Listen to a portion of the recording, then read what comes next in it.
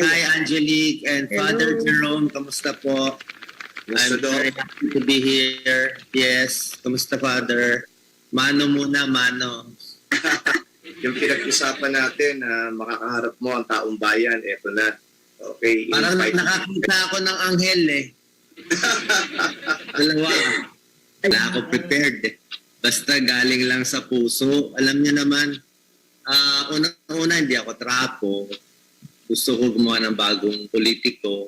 Ginagawa ko to talaga para sa Diyos. Yun lang talaga. It's as simple as that. Nag-umpisa ako, edad 7 years old, nung bata pa ako, may kaya kami. Maayos yung pamilya ko. Pero nakikita ko yung mga mahihirap. Especially yung mga batang nakachinelas, hindi nag-aaral. Ako nakasakay sa kotse. Lagi tinuturo sa amin yung isang bata. May isang bata na tinuturo sa amin eh. Si Cree, K-R-E-E. Yan ang ginagamit at that time, 1970, na itong si Cree mabait, makajos, lagi tumutulong. O may nag-aaway siya, nag-aawat. Isang beses, inaawat niya yung nag-aaway na napagitna si Cree, napatay. Nung napatay siya, natakot kami lahat. Prep pa lang kami noon eh. Namatay yung hero namin. Pero nakita namin sa mga slideshow, umakyat yung kaluluwa ni Cree, tinanggap ni Jesus with open arms. Medyo na yung utak ko, sabi ko, yun ang pinakamaganda. Magsakripisyo ka lang, kahit anong paghihirap mo dito, makakamit mo yun. Savior School Jesuit School man for others. At tinuloy-tuloy ko yon. Nag-doktor ako at 17 years old. Gusto ko lang tumulong. Pamilya ko, puro businessmen.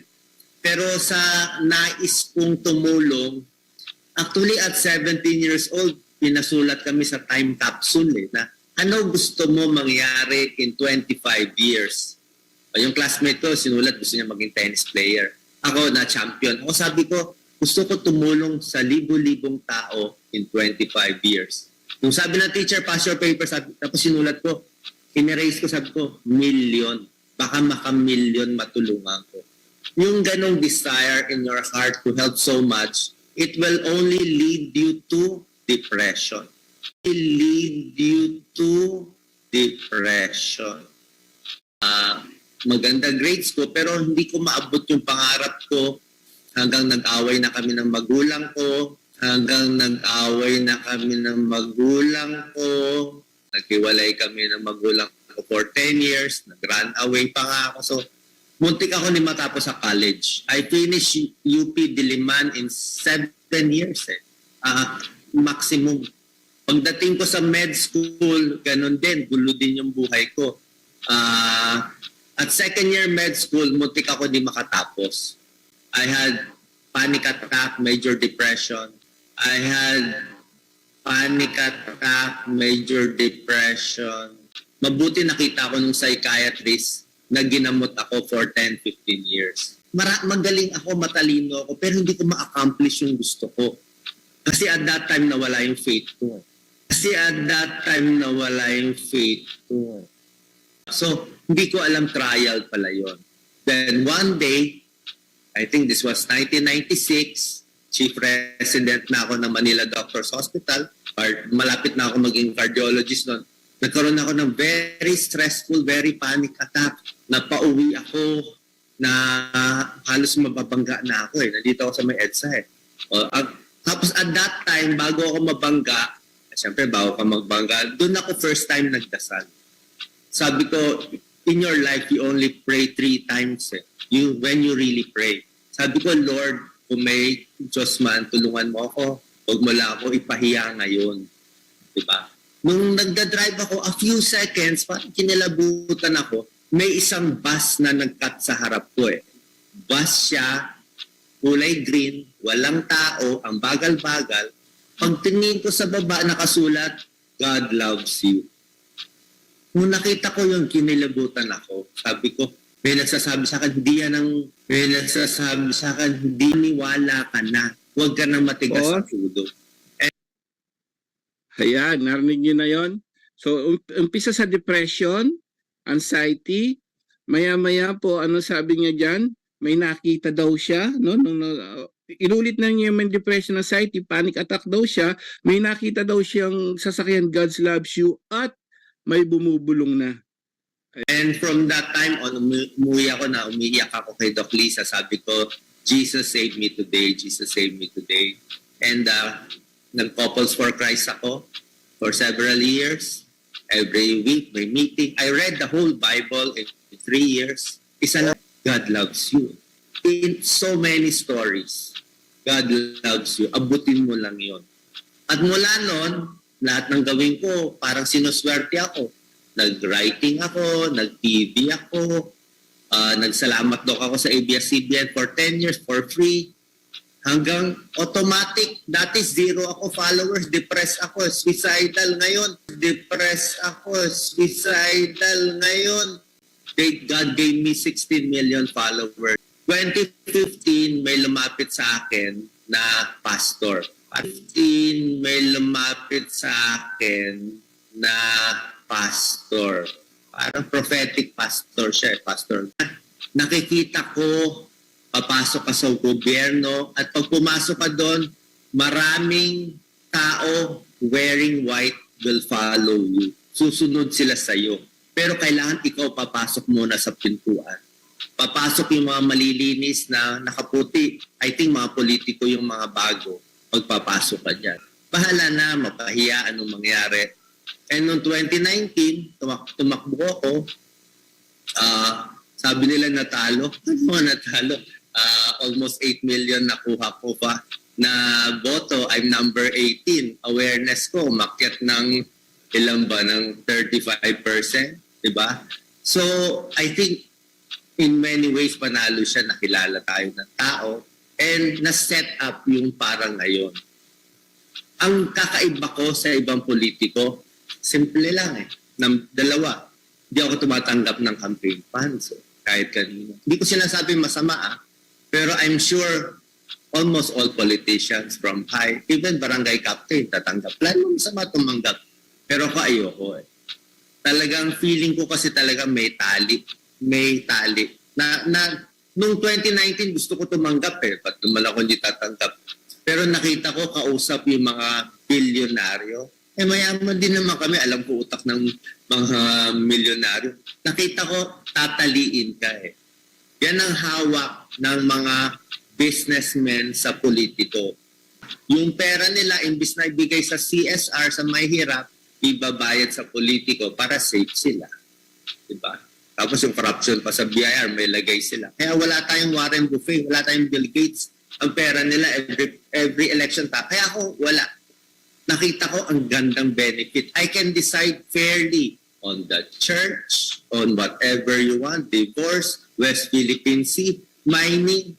I don't care. Malls, telco, I can decide fairly. The only problem is if I will win or not. Kaya nga, Facebook ako Viral naman ako. If I don't win now, I will run 2025, 2028, 2031. Hanggang ano bibigay sa akin ng Diyos. Kung di ako yung mananalo, baka ako yung John the Baptist. Hindi ko alam po anong mangyari. How do I run? I run like Jesus. Sermon on the Mount, tulong lang sa tao. Walang kagalit-galit. Wala akong galit kay Tito Sen, Mayor Sara, Bongbong Marcos, Duterte. Wala They have good points, they have bad points. Okay lang ako sa kanila. I look at the good in people. And I just do what I can to reach my goal to help millions of Filipinos. Hindi ko role magbangga. Diba? May taong yun ang role. Pero itong role ko, mapasok to, mapanalo to para sa tao. And second, hindi ako naninira sa iba. Yun lang walang campaign funds, hindi ako naninira, and I run like yung ginagawa ni Jesus, di ba? Kahit naglalakad siya, nagagamot siya. Yun naman ginagawa ko, nagagamot naman ako. So ako nanalo, maubos ang trolls. Mawawala ang trolls. Walang maninira. Nobody, look at my followers, Angelique Father. Walang naninira in my name. Pag nanira sila, papagalitan ko. Silent majority. Hindi majority. Hindi ko alam. Konti lang ako. Basta silent sila. Yung mga ibang groups, ayaw ka na banggitin, nakita niyo naman, very mainitin na ulo because that's how you win in politics eh. Pero style nila yun eh. Pero ako, gusto ko gawin yung righteous way, pero practical way. Kasi pag feeling, I'm sorry talagang feeling ko, calling ko to eh. Calling ko talaga to. Feeling ko may connect ako sa kanya. May connect ako sa kanya. I know, there are many ways to pray. I studied Catholic po ako, pupunta ako, bumalik ako, pero okay lang ako sa Christian group. Catholic po ako, pupunta ako, bumalik ako, pero okay lang ako sa Christian group. Okay lang ako makinig sa Muslim group. Wala naman ako. Kasi dapat open ka naman sa lahat. Kasi dapat open ka naman sa lahat. Ganun po. Pakinggan niyo po ito kung may connection na siya doon sa parang oppression na, ino-oppress na siya ngayon.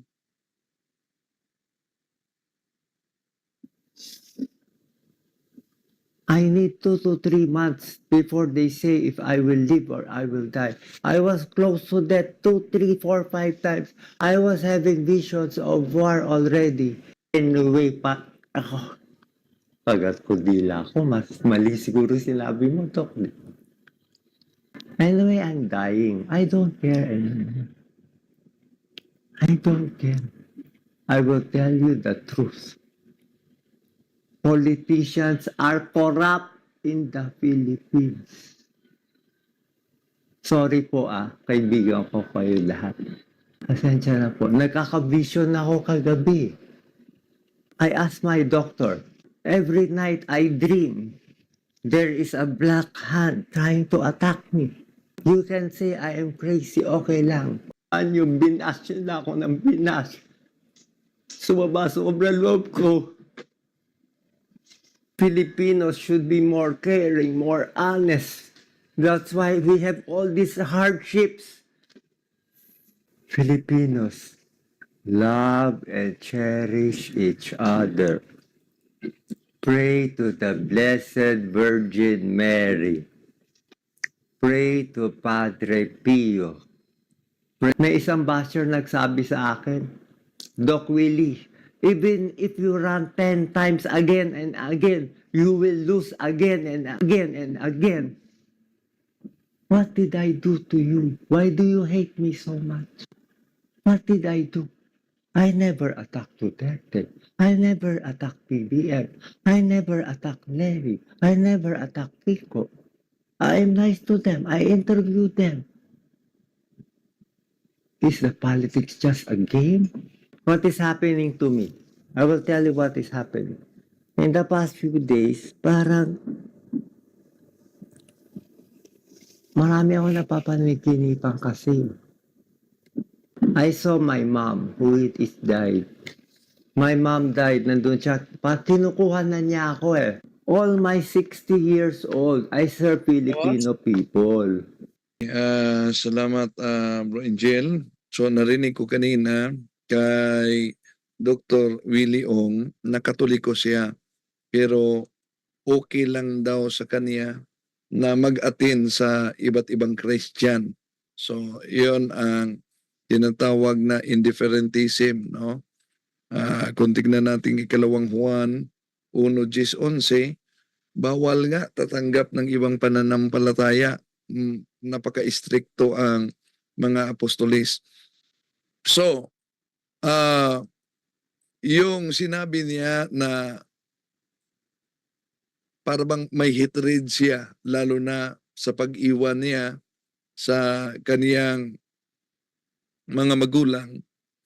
Isa sa mga proseso, pag-process, lalo na sa deliverance and exorcism, na kailangan mahilom muna yung sugat sa hatred.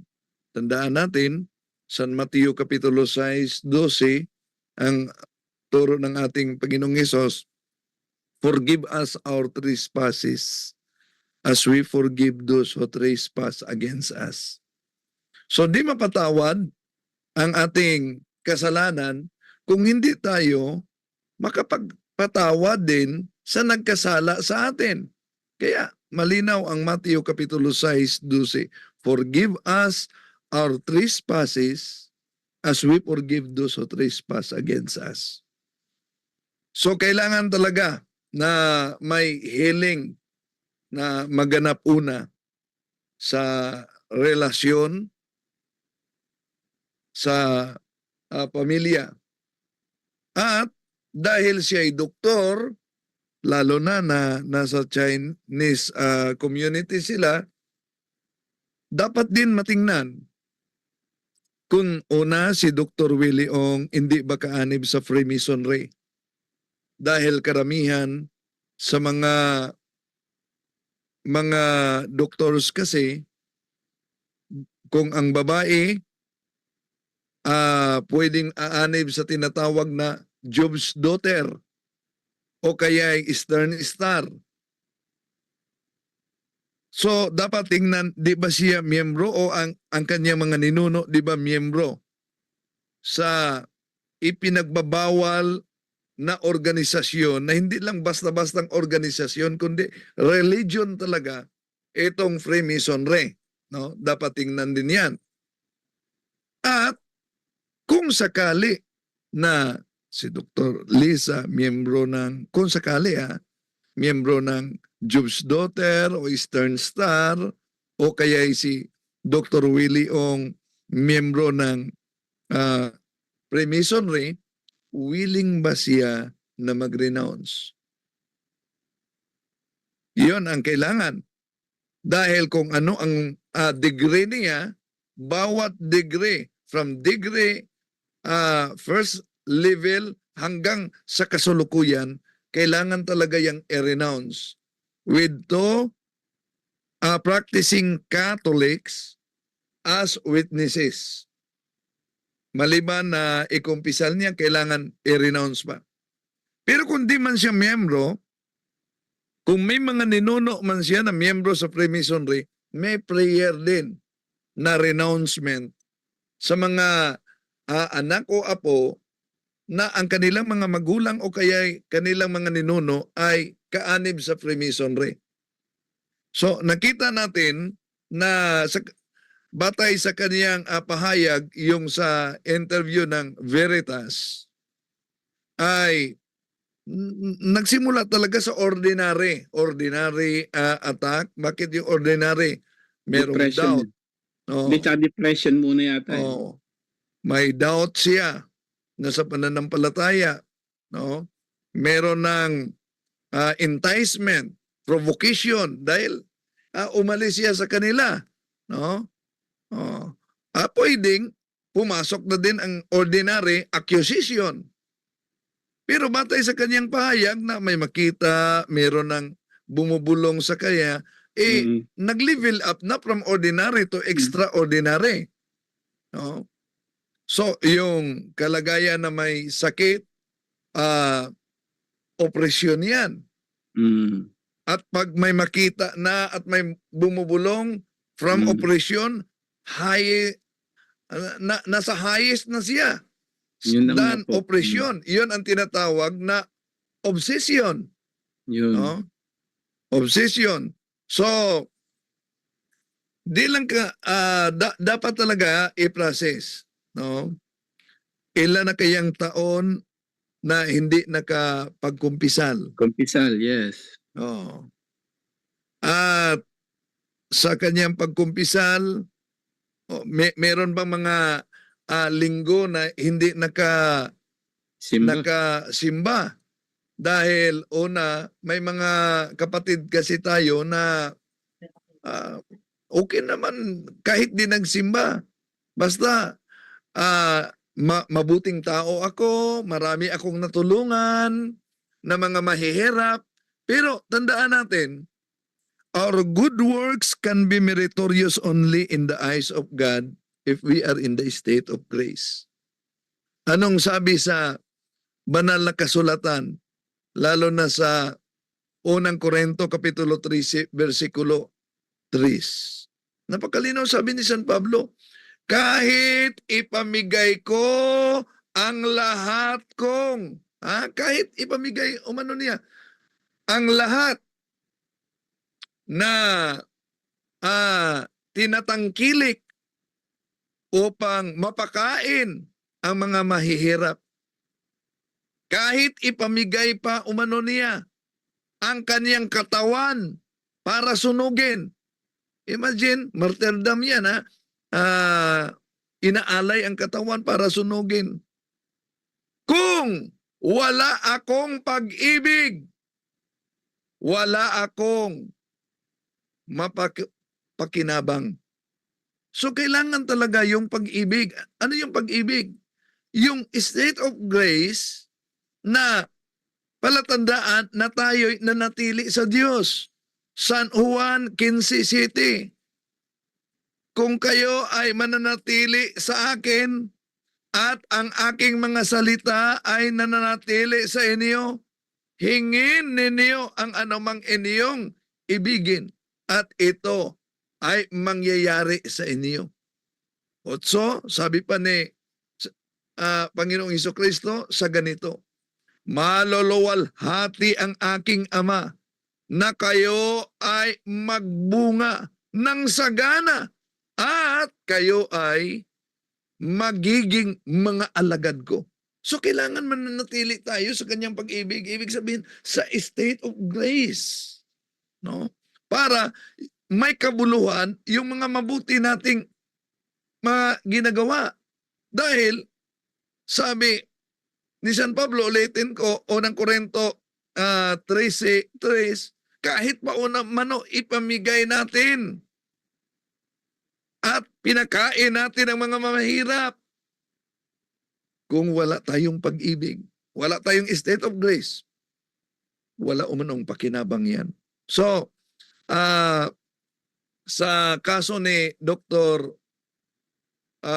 Willie Ong, dahil lumapit siya sa pinaniwalaang prophetic daw na nanguhula na nagsasabing mas mabuting tatakbo siya at may sumusunod niyang mga nakasuot ng puting damit. No? So, dapat din maikumpisal niya yan. No? At advice na mas mabuti magkipagkita sa case officer sa Office of Exorcism para matulungan si Doc Willie Ong. Malaki talaga ang aking paniniwala na hindi ordinaryo ang karamdaman na kasalukuyang hinaharap niya. Dahil ayon sa mga isa pang exorcist sa ibang bansa, daming mga tao umano ang nagkasakit, daming mga tao ang nagkakanser dahil di nila alam na pinapamugaran na ang kanilang katawan sa 1, 2, 10 o mahigit pa na mga fallen angels dahil sa mga opening sa kanilang buhay. Yun lang po.